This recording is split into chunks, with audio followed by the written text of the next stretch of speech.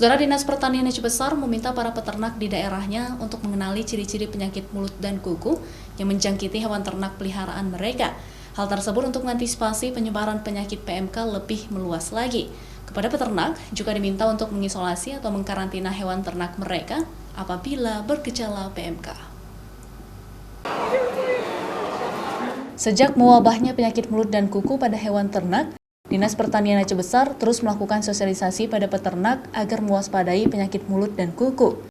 Penyakit ini penyebarannya sangat cepat, sehingga hewan-hewan ternak yang mempunyai gejala PMK agar dilakukan isolasi atau karantina untuk mencegah penyebaran ke hewan ternak lainnya.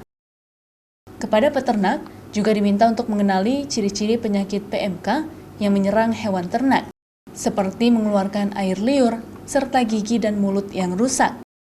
Gejala klinis lainnya adalah seperti demam tinggi hingga 41 derajat, mulut berbusa, sebagian muncul luka lepuh di lidah, luka pada kaki, tidak mau makan, gemetar atau sulit berdiri, dan bernafas dengan cepat.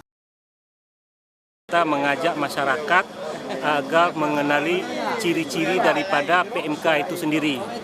Ciri-ciri PMK itu sendiri gejalanya diperlihatkan dari air liur, kemudian mulutnya rusak, giginya rusak, kukunya rusak. Kita ajak masyarakat untuk mengenali ciri-cirinya terlebih dahulu.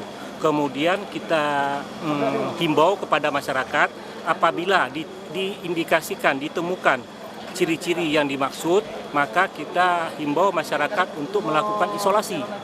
Kemudian menghubungi petugas-petugas kami yang berada di kecamatan ataupun di wilayah. Sementara itu, mengingat penularannya sangat cepat dan dapat menyerang 100% satu kawanan dalam satu kandang, maka pada peternak diminta untuk memisahkan hewan ternak yang sehat dengan yang sakit dan bergejala penyakit mulut dan kuku untuk memutus mata rantai penyebaran PMK pada hewan ternak tersebut. Mustajab, Kompas TV, Aceh Besar.